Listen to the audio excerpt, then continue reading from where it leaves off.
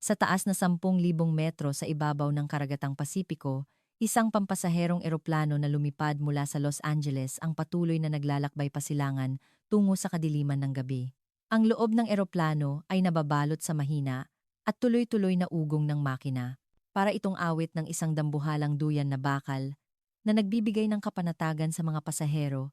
Sa pinakaunang upuan ng business class, marahang iniikot ni Leo Vance ang kanyang kopita ng champagne. Ang suot niyang mamahaling Italian suit ay simbolo ng kanyang kabataan at tagumpay.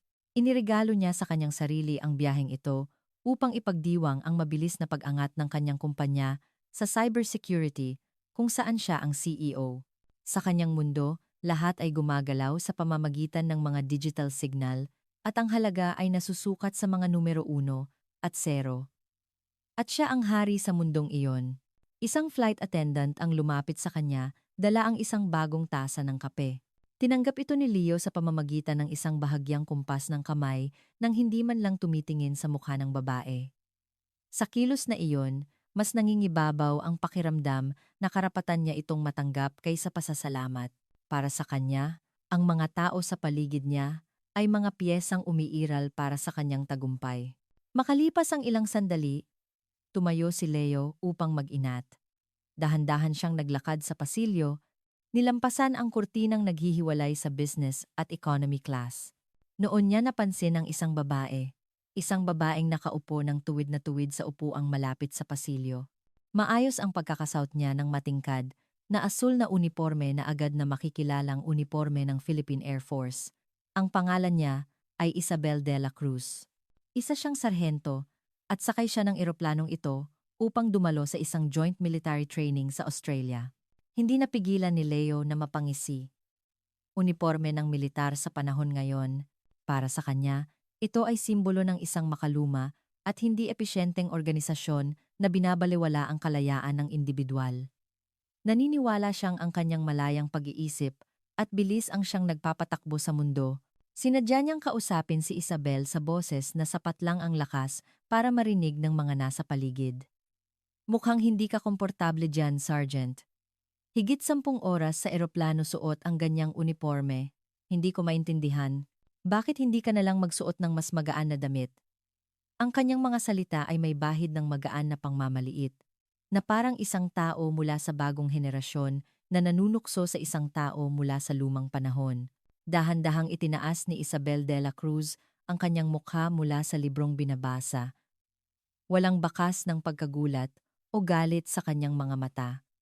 Tinitigan lamang niya ng tahimik ang lalaking nasa harapan niya, at sa dulo ng kanyang mga labi, isang napakaliit na ngiti ang sumilay. Bahagi po ito ng tungkulin, maikli at mahinahon ang kanyang sagot. Ngunit sa kanyang boses, mayroong di matitinag na paninindigan. Hindi nagustuhan ni Leo ang reaksyong iyon. Inaasahan niyang maiinis ito o sasagot pabalik. Nagkibit-balikat na lamang siya at bumalik sa kanyang upuan ng walang imik. Sa isip ni Leo, kaya makaluma ang militar. Makitid ang isip at hindi marunong makisakay sa biro. Itinuring niya ang katahimikan ni Isabel bilang patunay na wala itong iniisip. Ngunit ang isip ni Isabel ay kalmado na parang isang lawa na walang alon. Para sa kanya, ang uniforme ay bahagi ng kanyang misyon at karangalan. Walang dahilan upang guluhin ng mga salita ng isang estranghero ang kanyang isipan. Muli niyang ibinalik ang kanyang tingin sa libro, ngunit ang kanyang kamalayan ay nasa ibang lugar.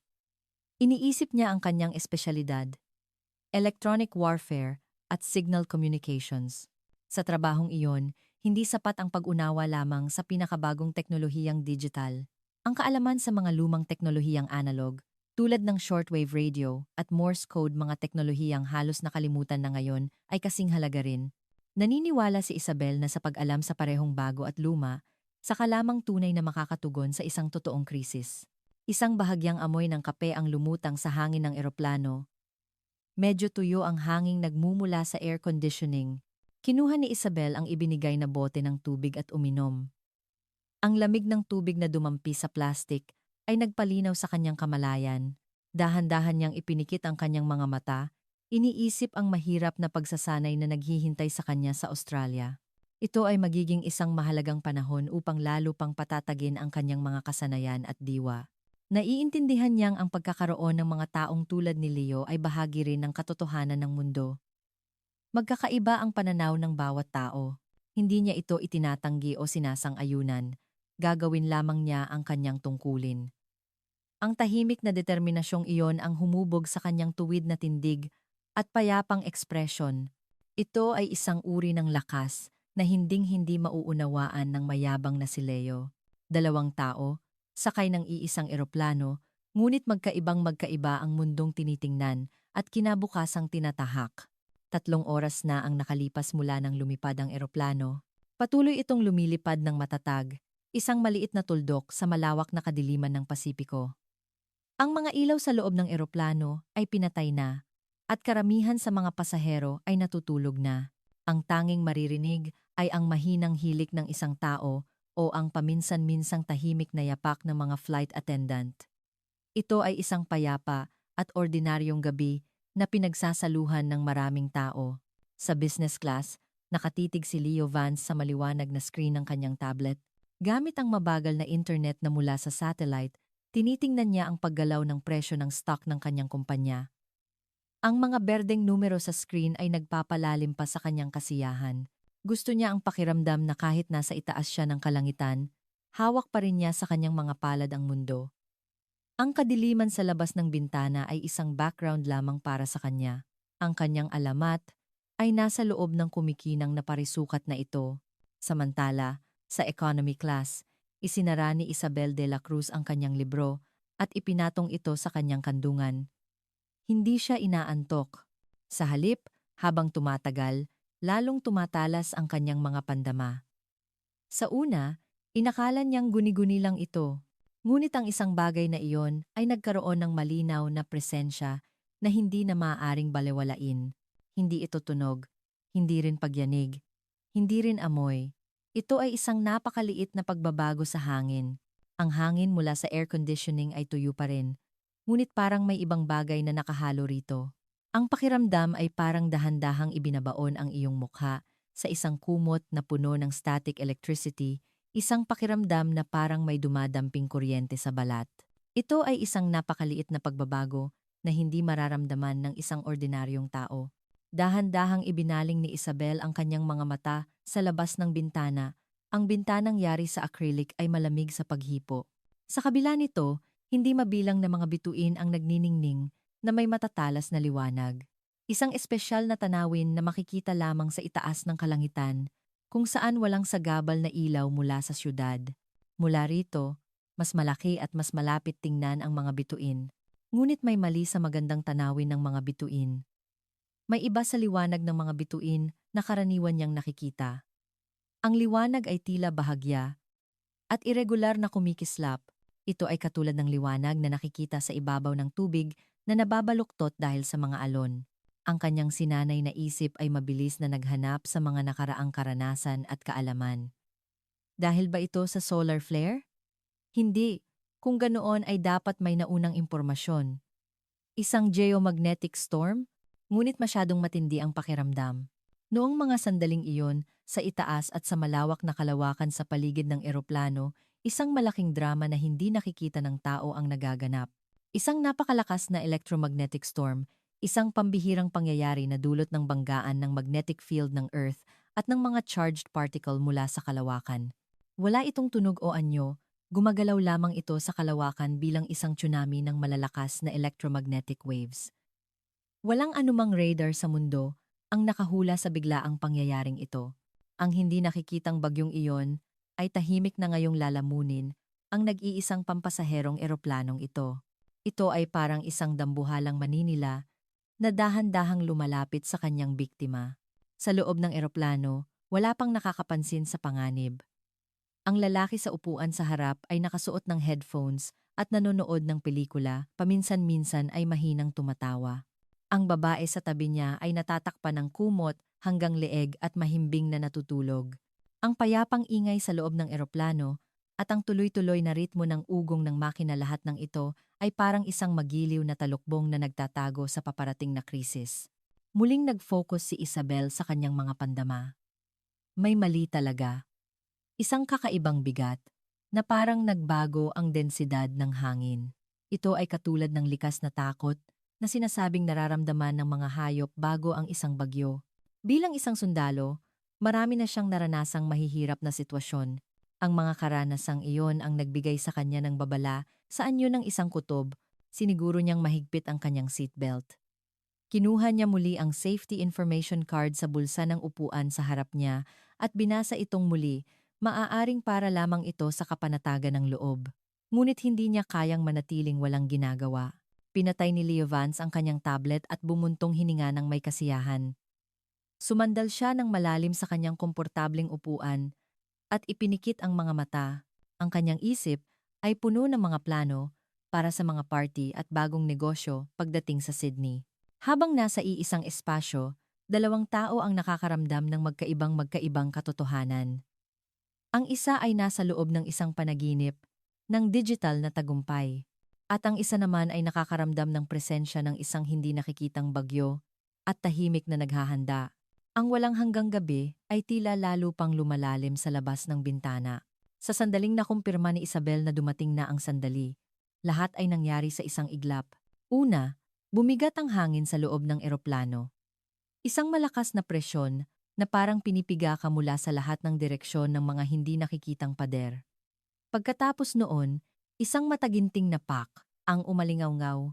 Ito ay parang tunog ng kidlat na tumama sa malapit, ngunit mas matinis at metaliko. Kasabay ng tunog na iyon, lahat ng ilaw sa loob ng eroplano ay namatay. Ang mga screen sa harap ng mga pasaherong nanonood ng pelikula, ang mga ilaw sa pagbabasa, ang mga ilaw sa sahig na nagtuturo sa pasilyo lahat ay nilamon ng kadiliman.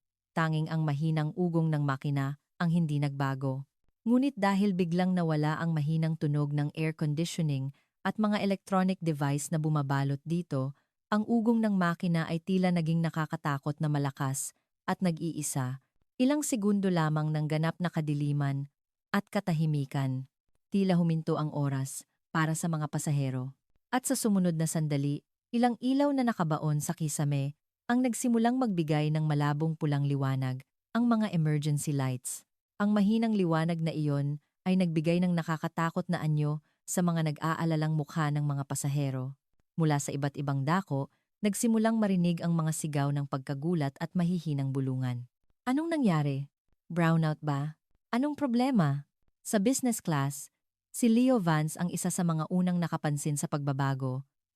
Nakaramdam siya ng matinding inis dahil sa biglaang pagkaputol ng kanyang mundo. Agad niyang pinindot ang call button para sa flight attendant sa kanyang armrest. Ngunit hindi umilaw ang butones at walang anumang reaksyon. Anong nangyayari dito? Nagmura siya ng mahina at kinuha ang kanyang tablet. Itim pa rin ang screen. Kahit gaano katagal niyang pindutin ang power button, walang nangyayari. Para na lamang itong isang piraso ng salamin na walang laman. Ang kanyang pag-aalala ay naging pagkainis. Ayaw na ayaw niya sa mga sitwasyong wala siyang kontrol. Pabalang niyang binuksan ang overhead compartment at kinaladkad palabas ang kanyang business bag. Mula sa loob, inilabas niya ang pinakabagong modelo ng laptop. May kumpiyansa niya itong binuksan. Bumukas ang laptop, ngunit ang tanging nakasulat sa screen ay isang malupit na mensahe. Hindi makakonekta sa network. Ang icon ng satellite wifi na inaasahan niya ay naging kulay abo at ganap na patay. Putangina! Umalingaw-ngaw ang boses ni Leo sa tahimik na eroplano. Tumingin sa kanya ang mga pasahero sa paligid na may pag-aalala. Ngunit hindi niya pinansin ang mga tingin na iyon. Hindi pa. Mayroon pa. Kinuha niya mula sa ilalim ng kanyang bag ang kanyang huling alas. Isang mamahaling satellite phone na dapat ay gumagana kahit saan. Naramdaman niya ang lamig ng aparato na parang hinahawakan niya ang isang Diyos na magliligtas sa kanya. Ngunit pagkatapos itong buksan, ang mga salitang signal searching lamang ang kumikislap sa LCD screen. Ang satellite na karaniwang nakokonekta sa loob lamang ng ilang segundo ay tila hinahanap niya ng walang hanggan. Noon, malinaw na naunawaan ni Leo. Ang kanyang kaalaman, ang pinakabagong teknolohiyang binili niya ng kanyang pera, ay ganap na walang halaga sa lugar na ito ngayon. Ang Diyos na tinatawag na digital, na pinaniniwalaan niyang ganap, ay tuluyan ng nanahimik. Ang katotohanang iyon ay yumanig sa kanyang pagkatao mula sa ugat. Wala siyang magawa kundi matulala sa harap ng mga naging malamig na piraso ng electronic device. Sa economy class, tahimik na nakapikit si Isabel de la Cruz. Sa paligid niya, isang maliit na bata ang nagsimulang umiyak at narinig niya ang boses ng ina nito na pinapatahan ito. Ang mga nag-aalalang boses ng mga pasahero ay kumakalat na parang mga alon, ngunit ang puso ni Isabel ay kalmado na parang isang parola sa gitna ng bagyo. Tama nga, isang electromagnetic storm. Tumpak niyang nahulaan ang sitwasyon. Isang malakas na electromagnetic pulse ang sumira sa lahat ng electronic system ng eroplano, ang GPS, ang inertial navigation system. Lahat ng wireless communication lahat ay hindi na gumagana. Ang eroplanong ito ngayon, sa gitna ng Pasipiko, ay naging isang dambuhalang bulag na ibon na nawalan ng lahat ng mapa at kompas na tinatawag na modernong teknolohiya. Bigla, isang nag-aalalang boses mula sa kapitan ang sinubukang marinig sa speaker. Mga Ginoo at Ginang. Paki. Ngunit ang boses na iyon ay agad na naputol kasabay ng ingay at isang mabigat na katahimikan ang muling bumalot sa eroplano. Malinaw sa pandinig ng lahat na ang cockpit ay nasa parehong problema, isang kahon na bakal na nahiwalay sa sibilisasyon. Ang pag-aalala ng mga pasahero. Habang lumilipas ang oras, lalong bumibigat ang hangin sa loob ng eroplano. Ang pulang liwanag mula sa mga emergency lights ay tila sumisipsip sa dugo mula sa mga mukha ng mga pasahero. Ang katahimikan na walang pag-asa ay dahan-dahang sumisira sa isipan ng mga tao. Nagsimulang marinig ang mga hikbi mula sa iba't ibang dako. Sa business class, halos masiraan ng loob si Leo Vance sa kanyang kawalan ng magawa. Ibinato niya ang walang silbing satellite phone sa upuan. Isang mahinang kalabog ang umalingaw-ngaw nang tumama ang metal sa upuang balat. Ginulo niya ang kanyang buhok at nagmura ng walang kabuluhan. Ang kanyang kumpiyansang kilos ay ganap na nawala at ang natira na lamang ay isang litong-lito at galit na lalaki. Noon, isang desisyon mula sa kapitan ang ipinaalam sa pamamagitan ng putol-putol na anunsyo. Mga pasahero. Ipinapaalam namin, mayroon po bang dalubhasa sa aviation, communications, o navigation sa inyo? Kung mayroon po, pakilapitan ang isang flight attendant. Ang boses mula sa speaker ay maingay at mahirap intindihin. Ngunit ang nilalaman nito ay malinaw na nagpapaalam sa desperadong sitwasyon ng eroplano. Ang kapitan ay humihingi ng tulong sa mga pasahero. Nangangahulugan itong nawalan na ng kontrol ang cockpit. Isang mas malaking pagkataranta ang kumalat sa mga pasahero. Eksperto? Paano magkakaroon yan dito? Wala na. Katapusan na natin. Sa gitna ng mga desperadong boses na iyon, isang tahimik na kilos ang naganap sa isang upuan sa economy class. Dahan-dahang inalis ni Isabel de la Cruz ang kanyang seatbelt at tumayo. Bahagya siyang yumuko sa taong katabi niya, lumabas sa pasilyo, at nagsimulang maglakad ng diretsyo patungo sa kinaroroonan ng mga flight attendant. Ang kanyang mga yapak ay gumawa ng isang regular na tunog habang tumatama ang kanyang sapatos na katad sa sahig. Ang kanyang mahinahong paglakad ay kakaibang hindi angkop sa nagpapanik na eroplano. Sakto namang tumayo si Leo Vance upang pumunta sa banyo at nagkasalubong sila ni Isabel sa pasilyo. Nakita niya si Isabel na naglalakad pasulong bilang tugon sa anunsyo at hindi siya makapaniwala at mula sa kanyang bibig, lumabas ang mga salitang may halong pang-iinsulto. Hoy, hindi kaya ikaw ang pupunta? Anong gagawin mo, militar? Magpapaputok ka ng missile? Ang kanyang mga salita ay isang masakit na biro na bunga ng kanyang pag-aalala at pagkainis. Inaatake niya ang iba upang maibaling ang atensyon mula sa katotohanang walang silbi ang kanyang pinakabagong teknolohiya at sa paraang iyon ay mapanatili ang kanyang pride. Iniisip mo bang malulutas ng disiplina ng makalumang militar ang sitwasyong ito? Ang kailangan ngayon ay isang isip mula sa ika-21 siglo.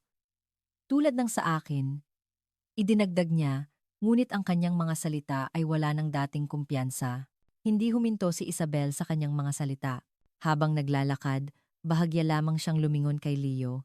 Hindi nagbago ang kanyang ekspresyon, ngunit sa kaibuturan ng kanyang mga mata, may isang tahimik na liwanag na parang awa. Wala siyang sinabi at nagpatuloy sa paglakad.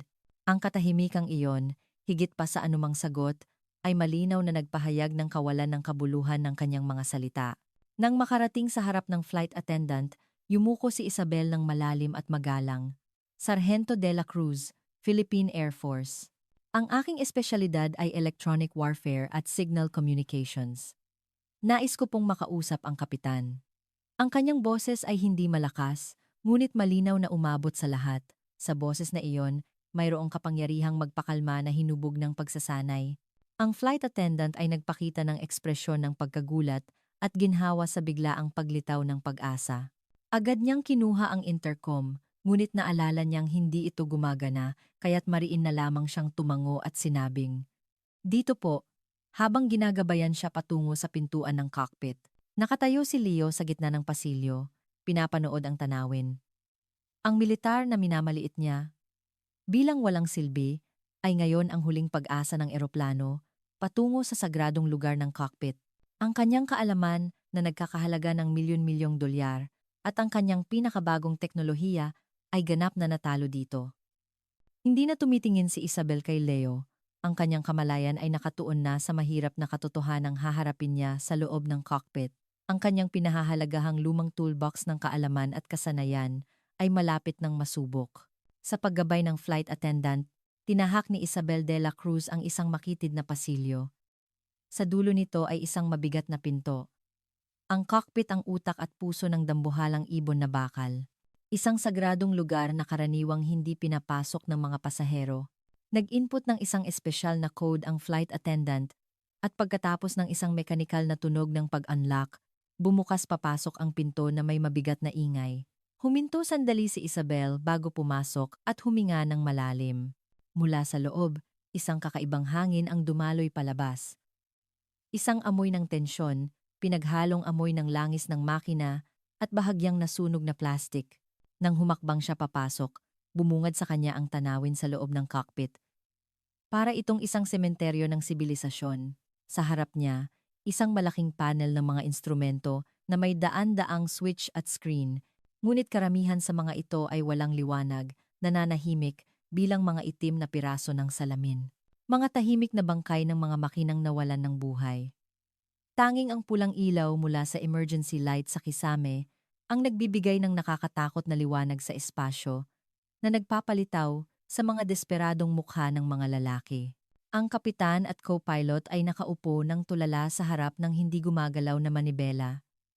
Kumikinang ang pawis sa kanilang mga noo, at sa likod nila, nakatayo ang isang matandang lalaki na nakahalukip-kip at may seryosong mukha. Nagkataong sakay din ng eroplano ang isang opisyal ng Federal Aviation Administration, FAA, ng Amerika. Ilang dekada na siyang nagtatrabaho sa industriyang ito, ngunit hindi pa siya nakaranas ng ganitong ganap na system shutdown.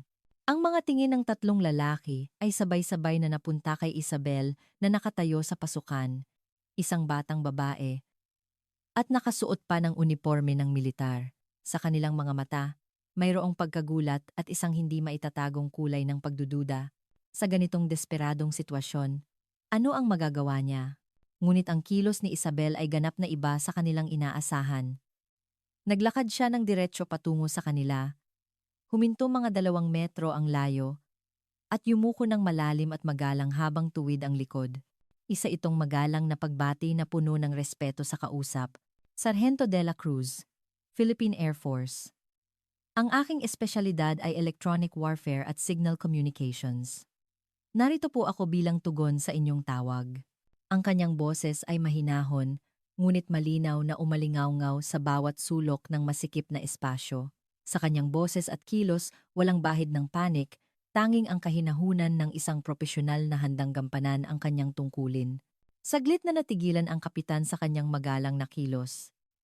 Inakala niyang isang taong sabik o mayabang ang darating, ngunit ang nasa harap niya ay isang tahimik, mapagkumbaba, ngunit may di matitinag na kaloobang sundalo. Hindi niya namalayang inayos niya ang kwelyo ng kanyang uniforme at umupo ng tuwid. Salamat sa pagdating mo. Ako ang kapitan ng eroplanong ito. At ito naman ay mula sa Federal Aviation Administration, pagpapakilala ng kapitan, at bahagyang tumango ang opisyal kay Isabel. Matigas pa rin ang kanyang ekspresyon, Ngunit sa kanyang mga mata, mayroon ng liwanag na nag-uusisa, hindi na tulad ng kaninang ganap na pagdududa. Pagkatapos magpakilala, agad na dumiretso si Isabel sa punto. Pakisabi po ang sitwasyon. Mayroon po bang anumang kakaiba bago mag-shutdown ang sistema? Halimbawa, bahagyang pagbabago sa mga instrumento o ingay sa komunikasyon? Hindi siya tumingin-tingin sa paligid o nagsalita ng mga emosyonal na salita. Tahimik at tumpak lamang siyang humingi ng kinakailangang impormasyon. Walang lakas na sumagot ang co-pilot. Wala. Talagang biglaan lang. Lahat ng kuryente ay sabay-sabay na nawala. Kahit ang backup system ay hindi tumutugon. Tahimik na tumango si Isabel. Naiintindihan ko. Malaki ang posibilidad na ito ay dahil sa isang malakas na electromagnetic pulse mula sa isang electromagnetic storm. Gumamit siya ng mga teknikal na salita na may kasiguruhan. Malamang na hindi na gumagana ang GPS, inertial navigation system, at lahat ng wireless communication. Ang eroplanong ito ngayon ay ganap na bulag at bingi. Ang kanyang mahinahong pagsusuri ay nagbigay ng malinaw na katotohanan sa malabong takot na nararamdaman ng mga piloto. Ngunit kakaiba, ang mga salitang iyon ay nagdala rin sa kanila ng bahagyang ginhawa, hindi desperasyon. Dahil sa unang pagkakataon, may isang taong eksaktong nakaintindi at nakapagsalita tungkol sa magulong sitwasyon. Ang mismong presensya ni Isabel ay nagsimulang bahagyang baguhin ang desperadong hangin sa loob ng cockpit. Ang dala niyang katahimikan at kaayusan ay naglagay ng isang maliit na kalso sa kanilang panik. Wala pang pag-asa. Ngunit ito ay parang unang maliit na tunog ng isang posporo na kinikiskis sa dilim. Isang pagbabago ang tiyak na naganap. Isang mabigat na katahimikan ang bumalot sa cockpit. Ang tanging buhay ay ang mahinang pulang ilaw ng emergency light, ang mababaw na paghinga ng mga lalaki, at ang hindi nagbabagong ugong ng makina. Sinulyapan ni Isabel de la Cruz ang mga patay na instrumento at saka humarap sa kapitan. Kapitan, sa sitwasyong ito, hindi tayo maaaring umasa sa mga digital na kagamitan, ngunit mayroon pong paraan. Gamit ang analog na pamamaraan, tutukuyin natin ang ating kasalukuyang lokasyon. Sumimangot ang opisyal ng FAA at nagtanong, analog na pamamaraan? Paano eksakto? Ang kanyang boses ay mayroon pa ring malakas na bakas ng pagdududa. Tumingin si Isabel sa malaking bintana sa harap ng cockpit. Sa kabila nito, isang walang katapusang kadiliman at hindi mabilang na mga bituin ang nakalatag. Celestial Navigation. Gagamitin po natin ang posisyon ng mga bituin para kalkulahin ang tinatayang latitude at longitude ng eroplano. Ito ang teknik na ginagamit ng mga sinaunang mandaragat para malaman ang kanilang lokasyon sa gitna ng dagat. Nang marinig ang mga salitang iyon, nagkatinginan ang kapitan at co-pilot. Celestial Navigation. Ito ay isang bagay na natutunan lamang nila sa teorya sa aviation school, isang napakalumang teknolohiya. Para sa kanila, nasanay sa pinakabagong GPS at automatic piloting systems, ito ay parang isang kuwento mula sa isang libro ng kasaysayan. Pero para diyan, kailangan ng isang tumpak na instrumento tulad ng sextant. Wala tayong ganyan sa eroplanong ito, walang lakas na sabi ng co-pilot, gagamitin po natin kung anong meron bilang kapalit. Ang kailangan lang ay eksaktong oras, isang star chart, at ang bintanang ito. Walang pag-aalinlangan sa sagot ni Isabel. Tinitigan ng kapitan ang mga mata ni Isabel sa loob ng ilang segundo. Sa kaibuturan ng kanyang mga mata, mayroong isang paninindigan na hindi lamang natutunan sa libro, kundi isang bagay na mas malalim, nakaukit sa kanyang pagkatao. Wala na siyang ibang pagpipilian, kundi sumugal. Sige, subukan mo. Ang mga salitang iyon na piniga ng kapitan ay ang unang salita ng pag-asa na namutawi sa cockpit na iyon. Nang makakuha ng pahintulot, agad na nagsimulang kumilos si Isabel. Hiniling niya sa co-pilot na ilatag ang isang papel na aviation chart. Mula sa kanyang bulsa sa dibdib, kinuha niya ang isang maikling lapis at isang maliit na kuwaderno. Tumayo siya sa harap ng malawak na bintana ng cockpit. Nang hipuin niya ang salamin ng bintana, naramdaman niya ang lamig mula sa labas. Sa loob ng umuugang eroplano, dahan-dahan at malalim siyang huminga upang ituon ang kanyang isipan. Di nagtagal, ang kanyang mga mata ay nakapako na sa kalangitan sa labas. Para sa kapitan at sa iba pa, ito ay isang magandang tanawin lamang ng mga bituin. Ngunit sa mga mata ni Isabel, ito ay isang malaking mapa, isang maaasahang gabay. Agad niyang natagpuan ang North Star, at mula roon, sunod-sunod niyang tinukoy ang lokasyon ng mga konstelasyon tulad ng Ursa Minor at Cassiopeia na magsisilbing mga palatandaan. Ginagamit niya ang kanyang kamay bilang kapalit ng sextant. Itinutuwid niya ang kanyang braso, itinataas ang kanyang mga daliri, at tinatantya ang anggulo sa pagitan ng mga bituin at ng horizon. Ang kanyang kilos ay tahimik at solemne, na parang isang pari na nagsasagawa ng isang sinaunang ritual. Sa loob ng cockpit, lahat ay nagpipigil ng hininga habang pinapanood siya. Tanging ang tuyong tunog ng lapis na gumuguhit sa chart ang maririnig sa espasyo. Isang malaking pagbabago ang nagaganap sa puso ng kapitan. Sa simula, kalahati siyang naniniwala at kalahating nagdududa kung may malalaman ba talaga sa ganoong primitibong pamamaraan. Ngunit habang pinapanood niya ang walang pag-aalinlangang kilos ni Isabel, ang matinding konsentrasyon sa bawat galaw, at nararamdaman ang mga taon ng mahigpit na pagsasanay sa likod nito, unti-unting nawala ang kanyang pagdududa. Napagtanto niyang lubos na siyang umasa sa mga makina. Ang pagpindot sa mga switch, ang pagtitiwala sa mga numerong lumalabas sa screen iyon na ang naging kabuuan ng kanyang trabaho. Ngunit ang babae sa harap niya ay lumalaban sa desperadong sitwasyong ito gamit lamang ang kanyang sariling mga mata at kamay. Ang tanawing iyon ay nagpaalala sa kanya ng isang primitibong karangalan bilang isang piloto na halos nakalimutan na niya. Di nagtagal, ibinaba ni Isabel ang kanyang lapis at lumingon sa kapitan. Tapos na po ang kalkulasyon. Malaki siguro ang margin of error, pero ang ating tinatayang posisyon ay nasa 15 degrees north latitude, 165 degrees west longitude, sa pagitan po ng Hawaii at ng Marshall Islands. Ang boses na iyon ay ang una at tanging angkla na inihagis sa dagat ng kadiliman. Ito ang sandali, kung kailan isang maliit na ilaw na tinatawag na tumpak na impormasyon ang unang sumindi sa loob ng cockpit. Ang tinatayang posisyon na ibinigay ni Isabel de la Cruz ay isang manipis na sinulid na inihagis sa kadiliman ng cockpit. Ngunit hindi ito sapat. Kahit na malaman nila ang kanilang lokasyon, kung hindi sila makikipag-ugnayan sa labas, hindi sila makakahingi ng tulong o malalaman ang ligtas na ruta. Itinaas ni Isabel ang kanyang mukha mula sa aviation chart at diretsong humarap sa kapitan. Kapitan! Magpapatuloy po tayo sa susunod na hakbang. Susubukan nating makipag-ugnayan sa labas. Hindi makapaniwalang sumabat ang opisyal ng FAA. Komunikasyon? Imposible. Lahat ng ating radyo ay patay. Alam mo dapat yan. Opo. Imposible po gamit ang mga kagamitan na naka-install sa eroplanong ito. Tahimik na sumang-ayon si Isabel at idinugtong niya. Kaya hihingin ko po ang inyong pahintulot na gamitin ang sarili kong kagamitan. Maaari po ba? Hindi na nagduda ang kapitan sa kanyang mga salita. Mariin siyang tumango. Oo naman. Sabihin mo lang kung anong kailangan mo. Nang makakuha ng pahintulot, lumabas sandali si Isabel sa cockpit at bumalik sa kanyang upuan. Dinala niya ang isang matibay na case na nakakabit sa ilalim ng kanyang upuan. Isang luma at gasgas na case na gawa sa katad. Ito ang toolbox na pinagtawanan ni Leo Vance bilang makaluma. Dahan-dahang inilapag ni Isabel ang case sa sahig ng cockpit. Inalis niya ang mga metal na trangka at dahan-dahang bumukas ang takip. Sa loob, maingat na nakalagay sa mga foam na pang-absorb ng impact ang ilang mga kagamitan. Ang bida sa mga ito ay isang lumang shortwave radio na may itim na katawan. Puno ito ng mga dial at switch na may komplikadong hitsura na malayong malayo sa mga simpleng electronic device ngayon.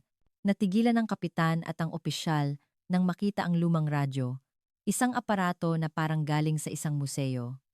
Ito ba ang magiging susi sa pagliligtas ng higit sa 300 buhay? Muling bumalik ang anino ng pag-aalala sa kanilang mga puso. Ngunit hindi pinansin ni Isabel ang kanilang pag-aalala at tahimik na nagpatuloy sa paghahanda. Kinuha niya ang mismong radyo, mabilis na ikinabit ang antenna wire, at isinaksak ang power cable sa isang emergency battery. Walang nasayang sa bawat kilos niya isang proseso na naging bahagi na ng kanyang katawan dahil sa maraming taon ng pagsasanay. Sa huli, kinuha niya ang isang malaking headset at isinuot ito. Isa itong malaking disenyo na ganap na tumatakip sa kanyang mga tainga. Hahanap po ako ng signal mula sa labas. Makakatulong po kung mananatili tayong tahimik sandali. Pagkasabi niyon, binuksan niya ang power switch ng radyo. Sa sandaling iyon, ang mundo ni Isabel ay napuno ng iisang tunog, zzz. Mula sa headset, isang nakabibinging ingay na parang dagat sa gitna ng bagyo ang dumaloy. Hindi ito basta-bastang ingay. Ito ay pinaghalong ingay ng cosmic background radiation, mga malayong kidlat, at ang malakas na interference na nililikha ng electromagnetic storm. Isang magulong tunog, isang baha ng ingay na sa loob ng ilang segundo ay magpapahirap sa isang ordinaryong tao. Ngunit hindi nagbago ang kulay ng mukha ni Isabel.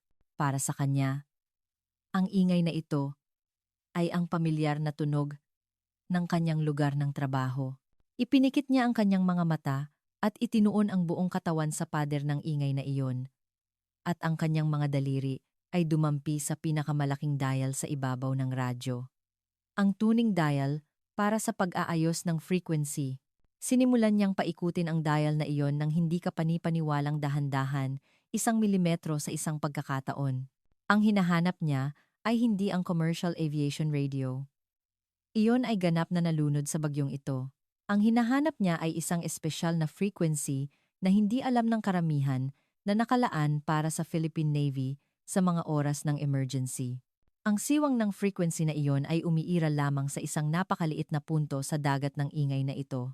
Ang paghahanap dito ay isang napakahirap na gawain, na parang paghahanap ng isang butil ng ginto sa isang disyerto. Tanging ang oras ang tahimik na lumilipas. Nagsimulang mamasa ang noo ni Isabel sa pawis. Sumasakit na ng bahagya ang paligid ng kanyang mga tainga dahil sa diin ng headset. Habang nararamdaman ang pagpapawis ng kanyang mga palad, patuloy niyang pinipihit ang dial. Ang kapitan at ang opisyal ay tahimik lamang na nakatingin sa kanyang likod. Mayroong isang nag-iisang laban doon. Isang laban na ang tanging sandata ay pasensya at konsentrasyon na walang katiyakan. Wala na silang magawa kundi magdasal. Ang kapalaran ng lahat ay nakasalalay sa lumang toolbox ng tahimik na Pilipinang ito at sa kanyang kahanga-hangang lakas ng pag-iisip. Walang nakakaalam kung gaano katagal na ang lumipas. Lahat sa loob ng cockpit ay nawalan na ng pakiramdam sa oras. Ang mga daliri ni Isabel de la Cruz ay patuloy pa ring dahan-dahang umiikot sa tuning dial. Sa kanyang mga tainga, ang bagyo ng ingay ay patuloy pa ring humahagupit. Noon, bahagyang nagbago ang kalidad ng ingay. Ito ay isang napakaliit na pagbabago na parang isang tahimik na agos ng ilog na sumaglit sa gitna ng ingay ng bagyo.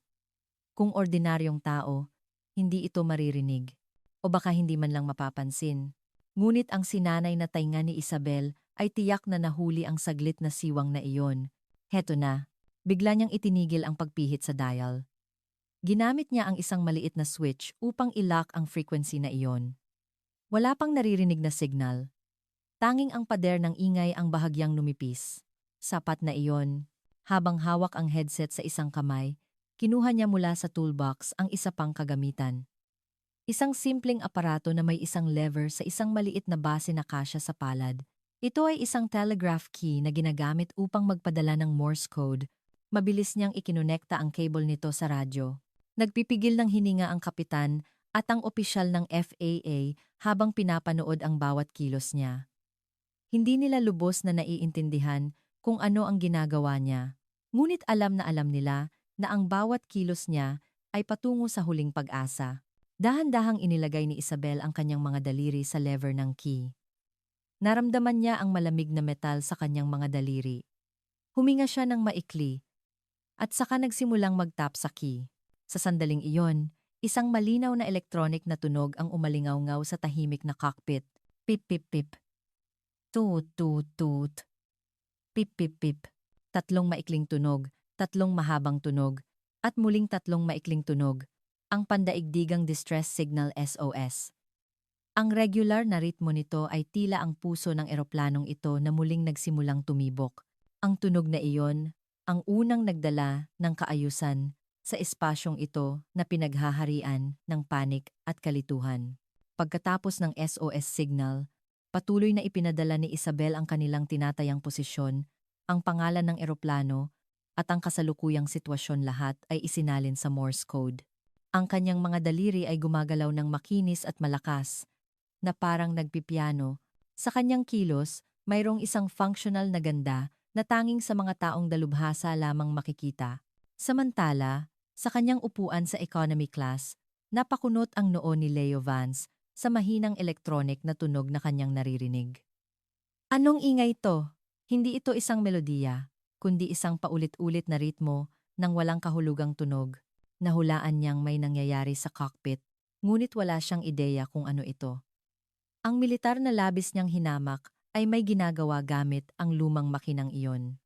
Ang katotohanang iyon ay gumugulo sa kanyang isipan. Ikinumpara niya ang kanyang sarili, na walang magawa kundi umupo, sa isang hindi nakikitang tao na kumikilos, kahit hindi niya naiintindihan kung para saan. Sa cockpit, nakikinig ang kapitan sa tunog na nililikha ng mga daliri ni Isabel. Naramdaman niyang ang bawat signal ay isang lubid ng buhay na inihahagis sa dagat ng kadiliman.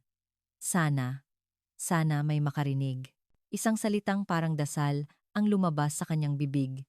Sa tabi niya, ang co-pilot at ang opisyal ng FAA ay may parehong damdamin habang nakikinig sa tunog ng metal key. Ang konsentrasyon ni Isabel ay nasa sukdulan. Wala na sa kanyang kamalayan ang tanawin sa cockpit o ang presensya ng mga lalaki. Tanging ang pakiramdam ng key sa kanyang mga daliri, ang tunog ng kanyang sariling signal mula sa headset, at ang pag-iisip sa isang hindi pa nakikitang tagatanggap sa kabilang dako. Paulit-ulit niyang ipinadala ang parehong mensahe. Hindi ito basta-bastang pag-uulit. Sa bawat pagpindot, dala nito ang bigat ng higit sa 300 buhay. Ito ay isang nag-iisa, ngunit hindi sumusukong salita ng determinasyon mula sa gitna ng eroplanong ito. Ang oras ay walang awang lumilipas. Ang mga kamay ng orasan sa pader ng cockpit ay nagpapakita na higit 30 minuto na ang nakalipas mula nang magsimulang mag-transmit si Isabel. Sa loob ng panahong iyon, higit 10 beses na niyang inulit ang distress signal. Ngunit ang tanging bumabalik mula sa headset ay ang walang kahulugang bagyo ng ingay. Ang electronic na tunog na dapat sanay nagsindi ng ilaw ng pag-asa ay nagsimulang maramdaman na parang isang walang kabuluhang alingawngaw.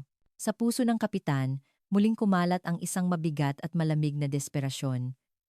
Baka wala na talaga.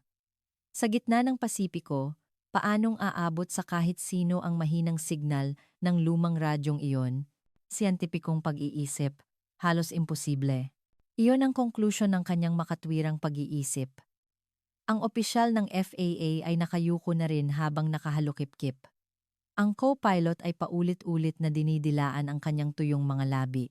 Ang hangin sa cockpit ay muling naging mabigat at malamig, tulad ng sa simula pa lamang ng kanilang desperasyon. Ngunit may isang tao lamang na hindi sumusuko, si Isabel de la Cruz. Ang kanyang mga daliri ay hindi bumagal at patuloy na tumpak na nagtatap sa key. Ang kanyang mukha ay parang isang maskara, walang anumang emosyon. Ngunit sa loob, ang kanyang buong diwa at isipan ay nag-aalab na parang apoy sa konsentrasyon. Ang kanyang ginagawa ay hindi na lamang simpleng paggamit ng teknolohiya. Ito ay isang kilos, nakahalin tulad ng isang panalangin. Kung aabot ba o hindi ang kalkulasyong iyon, ay wala sa kanyang isipan. Ang tanging ginagawa niya ay ang nag-iisang bagay na kaya niyang gawin upang mailigtas ang mga buhay doon hanggang sa kanyang sukdulan. Iyon ang misyon bilang isang sundalo na nakaukit sa kanyang pagkatao. At ang sandaling iyon ay dumating ng biglaan. Zapip. Zapip. Mula sa kabilang panig ng dambuhalang pader ng ingay, isang napakaliit, ngunit malinaw na artipisyal na tunog ang narinig. Ito ay parang tunog ng isang malayong kampana ng simbahan. Sa gitna ng bagyo, mahina at marupok. Biglang huminto ang mga daliri ni Isabel. Inalis niya ang kanyang kamay sa key at idiniin ng mahigpit ang headset sa kanyang mga tainga gamit ang dalawang kamay. Ginawa niyang isang malaking tainga ang kanyang buong katawan at nag-focus sa tunog na iyon. Za. Pip. Toot. Pip. Za. Walang duda. Ito ay Morse code. May sumasagot sa kanila. Mahina pa ang signal at madalas na natatabunan ng ingay. Ngunit pinatalas ni Isabel ang kanyang pandinig upang hindi makaligtaan ang kahit isang putol-putol na signal. Mabilis na isinalin ng kanyang utak ang mga tuldok at gitling sa mga salita. Ito ang BRP Jose Rizal. Signal, natanggap. Ito ang BRP Jose Rizal. Signal natanggap. BRP Jose Rizal. Ang pangalan ng isang frigate ng Philippine Navy, bahagyang nanginig ang likod ni Isabel. Halos hindi pa rin nagbago ang kanyang ekspresyon. Ngunit ang dulo ng kanyang mga labi ay bahagyang napakaliit na umangat. Ito ay isang mahinang ngiti na pinaghalong ginhawa, kagalakan, at tahimik na pagmamalaki sa kanyang kasanayan. Dahan-dahan siyang huminga ng malalim. Ito ang tunog ng pagluwag ng sinulid ng tensyon na matagal na niyang pinipigilan. Dahan-dahan niyang inalis ang headset. Ang mabigat na katahimikan ng cockpit ay bumalik sa kanyang mga tainga. Tahimik na tumayo si Isabel at diretsyong tiningnan ang mga lalaking halos mawalan na ng pag-asa. At sa isang malinaw ngunit mahinahong boses, nagulat siya, "Kapitan, may sumagot po. Ang BRP Jose Rizal ng Hukbong Dagat ng Pilipinas. Nakuha po nila ang ating signal." Ang mga salitang iyon ay parang isang mahiwagang gayuma. Pagkatapos ng isang sandali ng katahimikan, ang hangin sa cockpit ay tila sumabog. "Totoo ba?" Tumayo ang kapitan mula sa kanyang upuan at lumapit kay Isabel na hindi makapaniwala. "Nagawa natin." Bulong ng co-pilot at tinakpan ang kanyang mukha.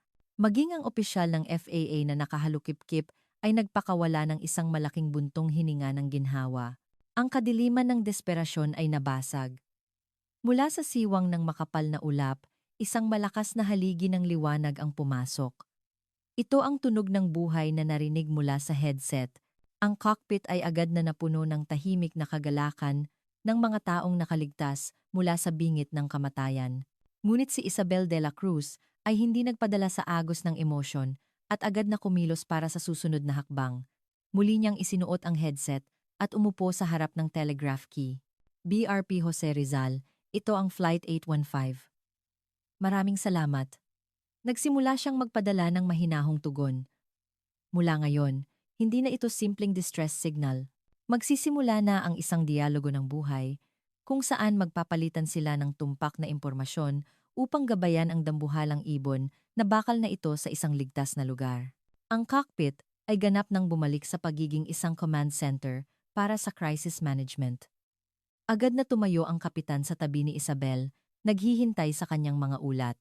Inilatag ng co-pilot ang aviation chart, hawak ang lapis, at handang magsulat anumang oras. Mula sa isang maliit na distansya, pinapanood ng opisyal ng FAA ang kanilang kooperasyon nang may matalas ngunit humahangang mga mata. Nagpatuloy si Isabel sa maikli ngunit mahalagang pagpapalitan ng impormasyon sa BRP Jose Rizal. "Ang aming tinatayang posisyon ay 15 degrees north, 165 degrees west. Hinihiling ang kumpirmasyon." Pagkatapos ipadala ni Isabel ang signal, pagkalipas ng ilang segundo, isang malakas na tugon ang dumating mula sa BRP Jose Rizal. "Naiintindihan. Natukoy namin ang posisyon ng eroplano sa radar. Margin of error ay humigit kumulang 30 kilometro. Ang eksaktong kasalukuyang posisyon ay..." Ibinigay ng BRP Jose Rizal ang eksaktong latitude at longitude ng eroplano na natukoy ng kanilang malakas na radar. Nanginginig na isinulat ng co-pilot ang mga numero sa chart. Iyon ang una at absolutong koordinado na nagpapakita kung nasaan sila sa Pasipiko. Sunod, maikli na nagulat si Isabel tungkol sa estado ng eroplano. Lahat ng electronic systems, down. Tinatayang 5 oras na lang ang natitirang gasolina. Lahat ng crew at pasahero, kumpirmadong ligtas. Ang tugon mula sa BRP Jose Rizal ay nakapagpapatibay ng loob. Sitwasyon ng eroplano, nauunawaan. "Gagabayan namin kayo sa pinakamalapit at ligtas na ruta patungong Sydney International Airport. Sundin ang aming mga utos." Ang lahat ng dialogong ito sa pamamagitan ng Morse code ay dumaan kay Isabel. Agad niyang isinalin ang natanggap na signal sa mga salita para sa kapitan. At mabilis na isinalin ang mga utos ng kapitan sa Morse code para ipadala. Ang kanyang utak ay parang isang high-performance na interpreter na nagpoproseso ng dalawang magkaibang wika. mula sa BRP Jose Rizal, unang utos. Baguhin ang direksyon ng 5 degree patungong 215 degrees, ulat ni Isabel. Agad na sumigaw ang kapitan sa co-pilot. Lumipat sa manual control. Direksyon 215 degrees. Gamitin ang rudder. Tumango ang co-pilot at mahigpit na hinawakan ang manibela na matagal nang nanahimik. Ganap na manual control, walang tulong mula sa autopilot. Ito ay isang bihirang at napakatensyonadong operasyon para sa isang modernong piloto. Ngunit wala nang bakas ng desperasyon sa kanyang mukha. Ang isang malinaw na layunin ay nagbigay sa kanya ng lakas ng loob.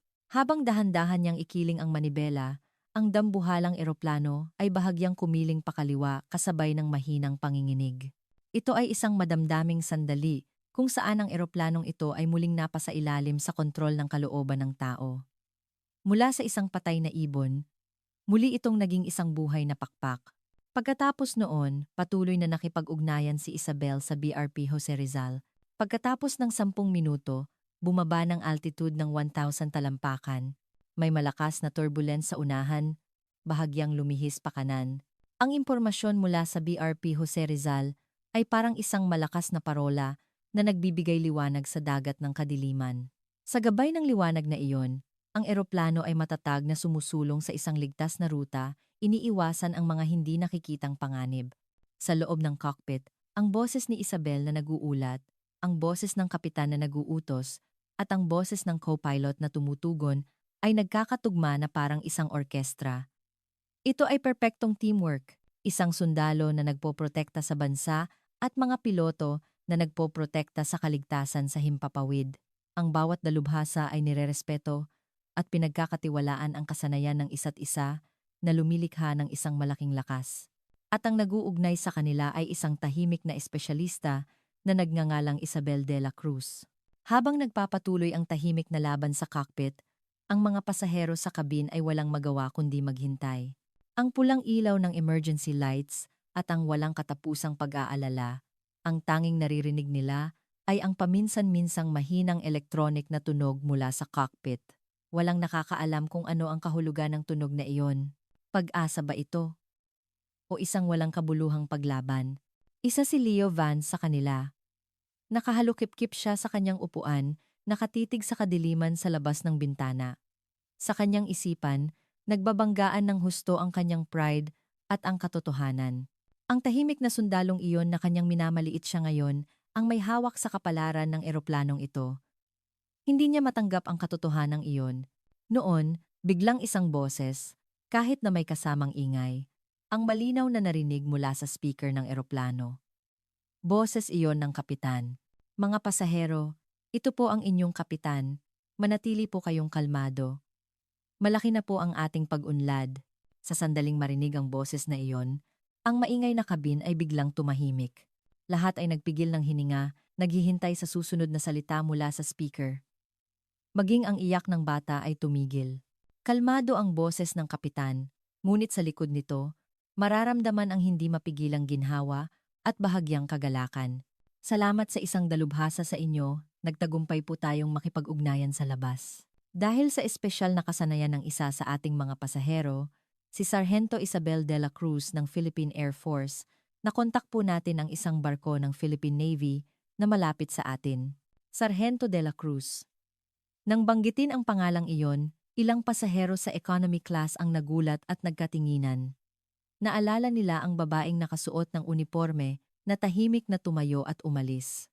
Sa kasalukuyan, ginagabayan po tayo ng barkong iyon at ligtas na lumilipad patungong Sydney International Airport. Ang kanyang luma, ngunit napakahalagang kasanayan ang nagligtas sa ating lahat.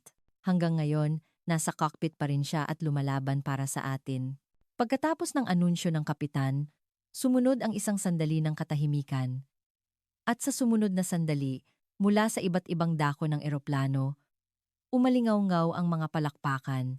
Nagsimula sa isa o dalawang tao, ang palakpakan ay mabilis na kumalat na parang alon at di nagtagal ay naging isang malakas at mainit na puyo ng tunog na bumalot sa buong eroplano.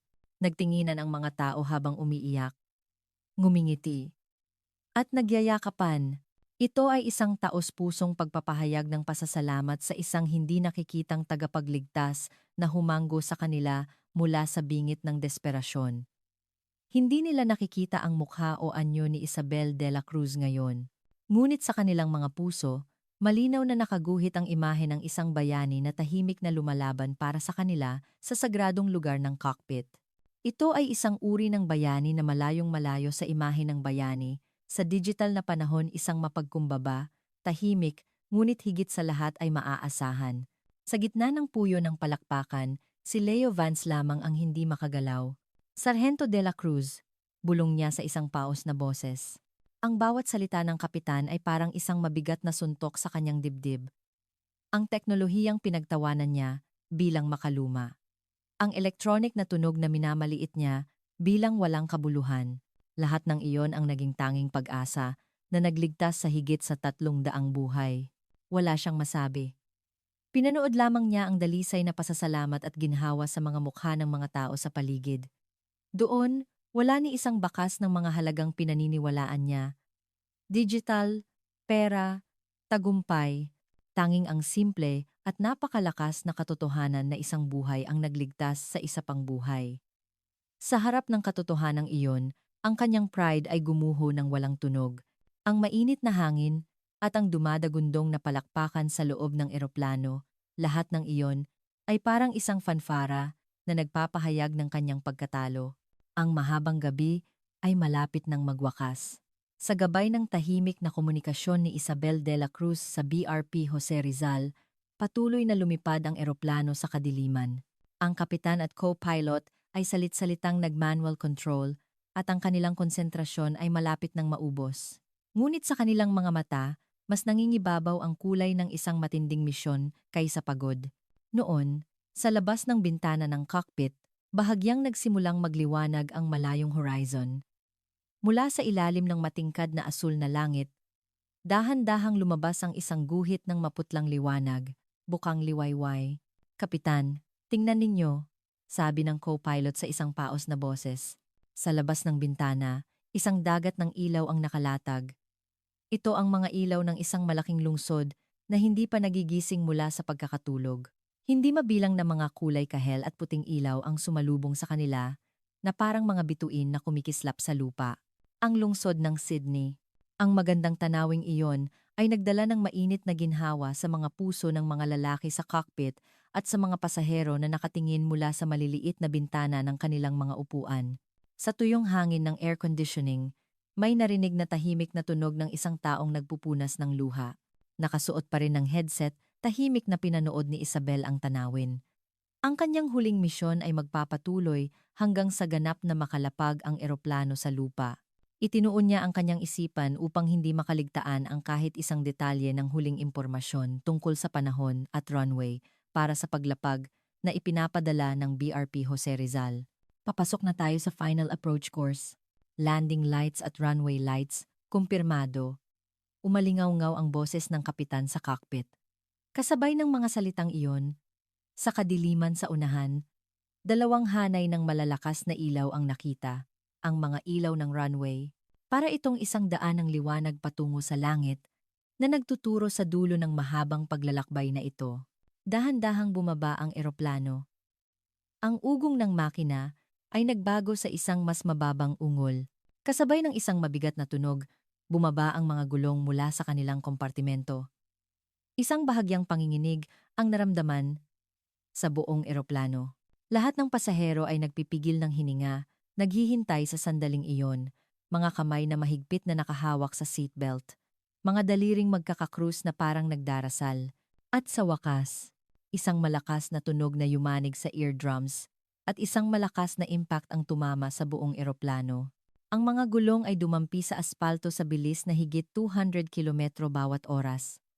Ang mga katawan ng pasahero ay idiniin ng husto sa kanilang mga upuan. Ang eroplano ay mabilis na tumakbo sa runway, ang nakabibinging dagundong ng reverse thrusters. Ngunit para sa lahat, ang tunog na iyon ay hindi tunog ng takot, kundi isang awit ng buhay. Di nagtagal, dahan-dahang bumagal ang eroplano at pagkatapos ng mahabang pagtakbo, tuluyan itong huminto.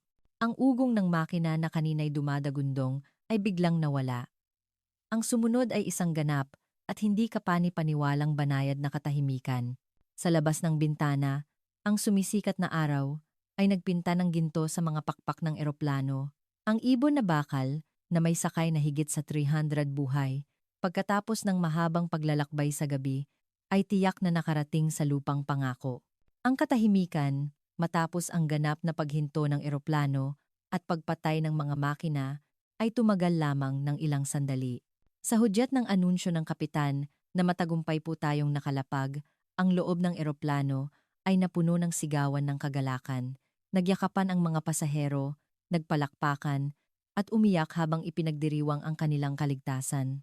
Ito ang sandali ng ganap na paglaya mula sa isang mahabang bangungot.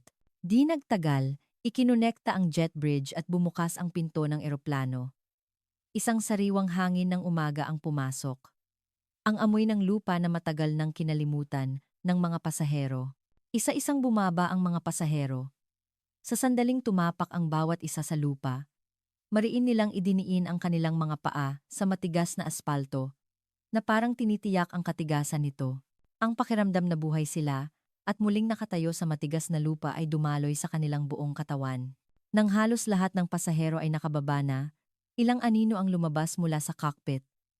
Ang kapitan, ang co-pilot, at ang opisyal ng FAA. Ngunit inaalalayan nila ang isang babae sa gitna na parang isang prinsesa. Si Isabel de la Cruz, na nakasuot ng matingkad na asul na uniforme. Napansin ng mga pasaherong natira pa sa paligid ng tarmac ang kanyang pagdating. Mula sa kung sino, muling umalingaw-ngaw ang mga palakpakan. Ito ay mas mainit at mas taos-pusong palakpakan kaysa sa nangyari sa loob ng eroplano kanina. Sa gitna ng palakpakan, bahagyang nalito si Isabel. Ginawa lamang niya ang kanyang tungkulin. Ang mapansin ng ganito ay hindi niya ninanais. Bahagya siyang umurong, na parang nagtatago mula sa mga tingin ng mga tao. Ngunit hindi ito pinayagan ng kapitan. Humakbang siya sa harap ni Isabel. Hinarap ito at yumuko ng malalim. Hindi ito isang simpleng pagyuko. Sa kulturang Pilipino, ito ay isang kilos na nagpapakita ng pinakamataas na pasasalamat at respeto. Naunawaan ng lahat ng naroroon ang bigat na higit pa sa mga salita na dala ng pagyukong iyon. Dahan-dahang itinaas ng kapitan ang kanyang mukha at nagsalita sa isang malinaw na boses para marinig ng mga nasa paligid. Mga kaibigan, muli ko siyang ipinapakilala. Si Sargento Isabel de la Cruz. Ang kanyang luma, ngunit gininto ang kasanayan ang nagligtas sa buhay nating lahat na naririto. Kung hindi dahil sa kanya, hindi na natin muling masisilayan ang sikat ng araw na ito. Sa mga salitang iyon, maging ang mga ground staff ng airport at mga opisyal na sumalubong ay nagpakita ng paghanga at nagbigay ng dumadagundong na palakpakan. Sabay-sabay na sumabog ang mga flash ng kamera patungo sa kanya.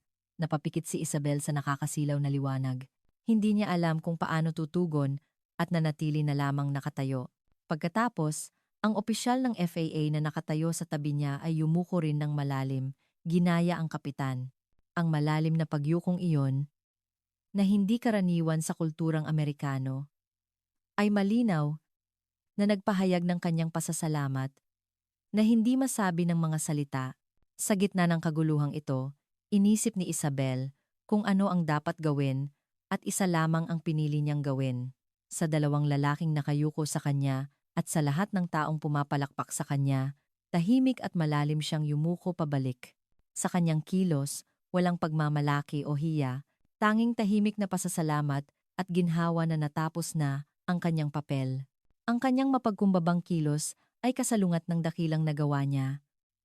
At ang pagkakaibang iyon ang lalong nagpakita ng tunay na lakas at dignidad ng kanyang pagkatao.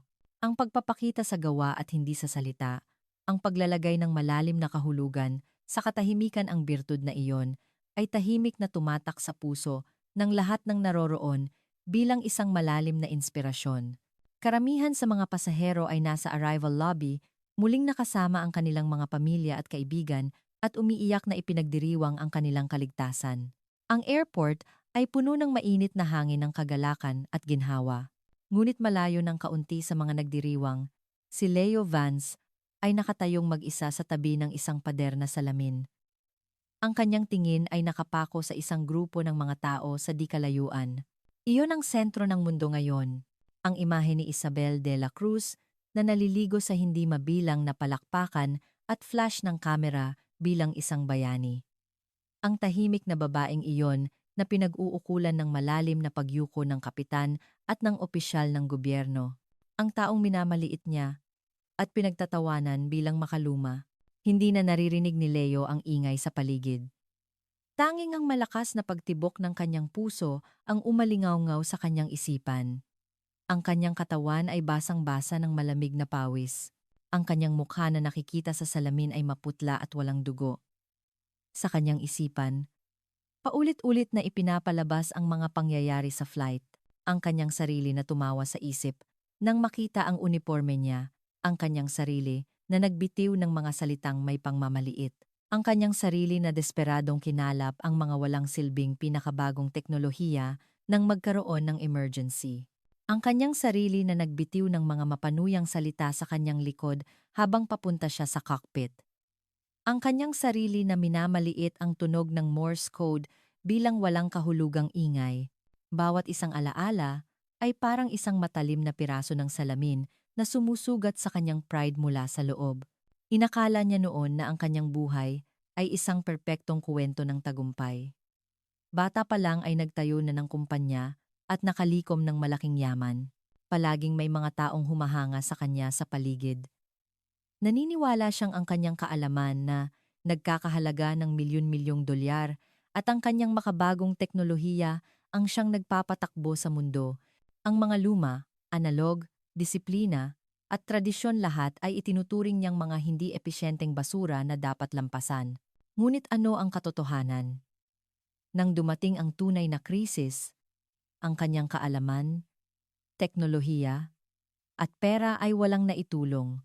Ang mga smartphone at laptop na desperado niyang pinakialaman ay naging mga malamig na piraso lamang ng metal at plastic.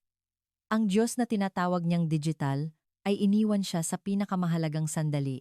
Sa kabilang banda, ang lumang kasanayan na minamaliit niya bilang basura ang nagligtas sa higit sa 300 buhay. Isang lapis, isang lumang radyo, at ang mga mata, tainga, at daliri lamang ng tao ang bumaliktad sa desperadong sitwasyong iyon. Ang napakalakas na katotohanang nagaganap sa kanyang harapan, sapat na iyon upang wasakin mula sa ugat ang lahat ng kanyang pinaniniwalaan. Ang kastilyo ng kumpiyansa at pride na kanyang itinayo ay tahimik, ngunit ganap na gumuho. Wala siyang masabi.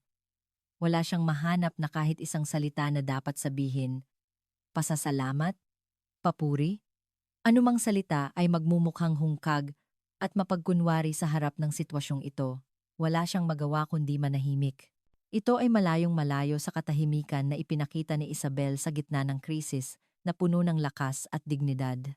Ito ay isang hungkag na katahimikan na nangangahulugan ng ganap na pagkatalo ng isang taong nawalan ng lahat kung ano ang dapat gawin, kung ano ang dapat sabihin. Sa di kalayuan, unti-unting nawala si Isabel sa paningin habang pumasok sa gusali ng airport, napapaligiran ng mga opisyal. Hindi siya lumingon ni minsan sa direksyon ni Leo. Para sa kanya, marahil ay isang taong hindi na umiiral si Leo. Ang bagay na iyon ang nagbigay ng huli at pinakamabigat na dagok sa dibdib ni Leo. Dahan-dahan siyang napaupo sa isang bangko sa malapit na parang bumagsak. Ang kanyang kuwento ng milyon-milyong dolyar ay tahimik na nagwakas dito. Ang ingay ng airport ay parang isang pangyayari sa isang malayong mundo. Ang madamdaming pagsasama-sama ng mga pasahero, ang sigasig ng media halos hindi pumasok sa kamalayan ni Isabel de la Cruz. Magalang siyang yumuko sa kapitan at sa opisyal ng FAA, at tahimik ngunit mariing tinanggihan ang kanilang pagtatangkang pigilan siya. Mayroon pa po akong tungkulin na kailangang gampanan. Iyon lamang ang maikling salitang iniwan niya, at dahan-dahang lumayo mula sa sentro ng atensyon. Na parang isang dahon na nahulog sa tubig na tahimik na napadpad sa gilid, natural siyang nawala sa paningin ng mga tao. Nag-iisa siyang naglalakad sa isang pasilyo para sa mga sasakyan ng mga opisyal sa isang sulok ng airport. Ang sikat ng sumisikat na araw na pumapasok mula sa malalaking bintanang salamin ay malinaw na ipininta ang kanyang anino sa mahabang pasilyo. Tanging ang regular na tunog ng kanyang sapatos na katad na tumatama sa makintab na sahig ang umalingaw-ngaw sa tahimik na espasyo para itong tunog ng katahimikan ng kanyang puso. Hindi niya itinuturing ang sarili bilang isang bayani. Wala rin siyang pakiramdam na may ginawa siyang espesyal. Nakatagpo lamang siya ng isang hindi inaasahang sitwasyon, ginamit ang mga kasanayan at kaalaman na mayroon siya at ginampanan ang kanyang papel. Iyon lang, ang nasa kanyang puso ay ginhawa at isang bahagyang pagod. Dahan-dahan niyang kinuyom ang kanyang mga daliri na nanlamig dahil sa matinding konsentrasyon sa cockpit. Tila may bahagyang pakiramdam pa rin ng tigas ng telegraph key na natira. Habang papunta sa immigration booth, iniisip niya ang mga susunod na mangyayari. Ang joint training sa Australia. Ito ay magiging isang mas mataas na antas ng pagsasanay upang maghanda para sa mga hindi mahuhulaang sitwasyon tulad ng nangyari ngayon.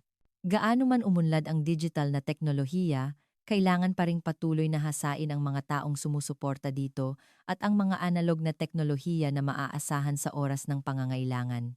Ang pangyayari ngayon ay lalong nagpatibay sa paniniwalang iyon sa kanyang kalooban. Muli niyang tiningnan ang kanyang toolbox ng may pagmamahal. Kung titingnan ni Leo Vance, mukha pa rin itong makalumang basura. Ngunit sa loob nito, hindi lamang teknolohiya ang laman, ang karunungan ng mga nakatatanda na nagturo sa kanya, ang samahan sa mga kasamahan na kasabay niyang nagsanay. At ang tahimik na karangalan bilang isang sundalo na hindi sumusuko sa anumang sitwasyon. Noon, isang maliit na panginginig ang naramdaman niya sa kanyang bulsa. Ang communication device na ibinigay ng militar sa kanya, dahil bumalik na ang communication function ng airport, pumasok ang isang mensahe mula sa base. Isang maikling mensahe ang lumabas sa screen. Mahusay na trabaho. Maghintay sa susunod na utos. Iyon lang. Walang salita ng papuri o pag-aalala. Ngunit nang makita ni Isabel ang maikling mensaheng iyon, bahagya siyang ngumiti ng may kasiyahan. Sapat na iyon. Isa siyang piyesa sa isang malaking organisasyon. At maayos niyang nagampanan ang kanyang papel bilang piyesang iyon. Ang katotohanang iyon, para sa kanya, ang pinakamalaking gantimpala, ang kanyang likod hindi nagmamalaki, hindi nalulunod sa kagalakan ng isang nagawa ay puno ng katahimikan at kapanatagan na tanging sa mga taong gumawa lamang ng kanilang tungkulin makikita sa anino ng maningning na liwanag ng digital na panahon. Ang mundo ay tahimik na sinusuportahan ng mga hindi kilalang espesyalista tulad niya. Ang kanilang trabaho ay karaniwang hindi nakikita ng sinuman, ngunit kapag namatay ang ilaw ng kapalaran, ang tunay na halaga ng katahimikan at lumang teknolohiya ay tiyak na magniningning sa kadiliman. Tahimik na pumila si Isabel de la Cruz sa linya ng immigration. Ang kanyang kuwento ay hindi nagtatapos dito. Ang kanyang tahimik na laban ay magpapatuloy sa kung saang panig ng mundo nang hindi nalalaman ng marami.